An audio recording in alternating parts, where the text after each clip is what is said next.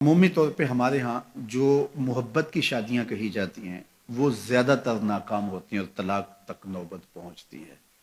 اس کا سبب کیا کہ کچی عمر کے بچے اپنے جذبات سے فیصلہ کرتے ہیں اور ان کی نظر کے اندر صرف ایک دو چیز دیکھنے کی ہوتی ہے جس سے وہ فیصلہ کرتے ہیں، لیکن کہنہ مشق اور گرم سرد چشیدہ والدین اس بات کو جانتے ہیں کہ ہماری اولاد کی ترجیحات کیا ہیں اور جو ہے وہ ازدواجی زندگی کیسے خوبصورت گزرتی ہے۔ اس لیے وہ جو فیصلے کرتے ہیں وہ فیصلے جو ہے وہ بہت اچھے ہوتے ہیں۔ کبھی ایسا ہوتا ہے کہ اولادوں کو اللہ تعالیٰ فہم، فراست اور عقل و خرد کی فراوانیاں نصیب کر دیتا ہے اور والدین واقعتاً فہم اور سمجھ میں اس مقام پہ نہیں ہوتے،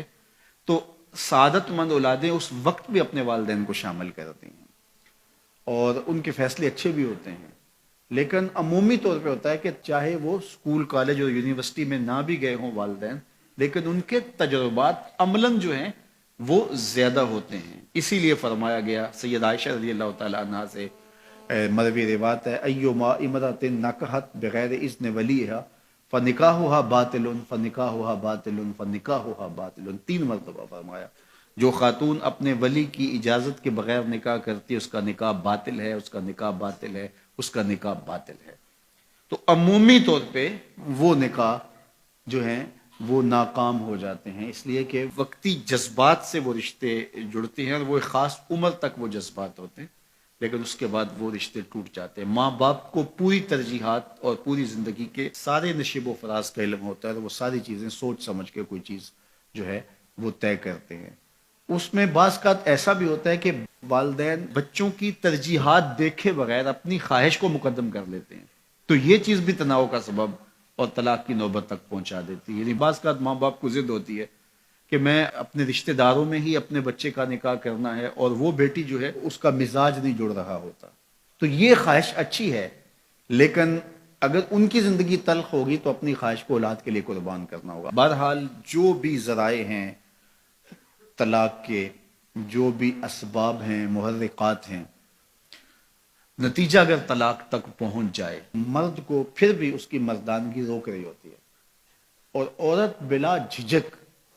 جب وہ جذبات میں آتی ہے تو وہ طلاق مانگنے میں دیر نہیں کرتی،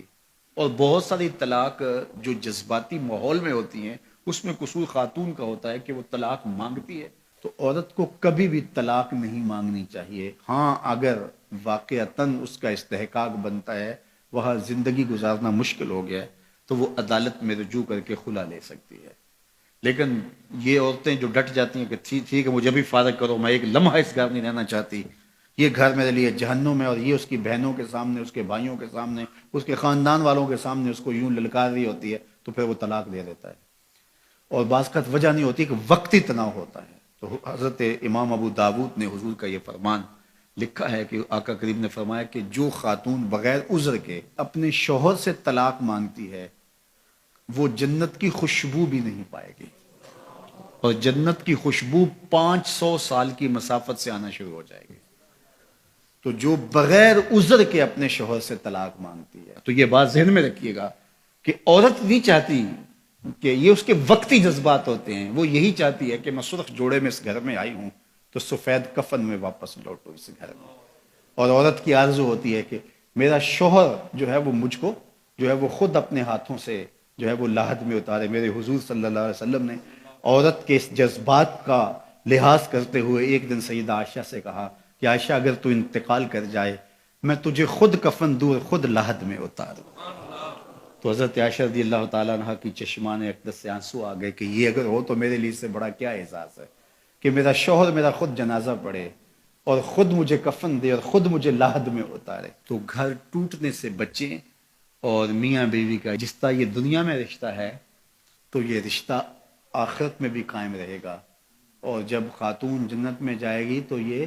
جو ہے وہ ان حوروں کی جو مرد کو جنت میں عطا کی جائیں گی، یہ ان کی سردار ہوگی، اور اس کا حسن و جمال ان سے فراواں ہوگا، اور اللہ تعالیٰ اس کو وہاں جو عزتیں دے گا،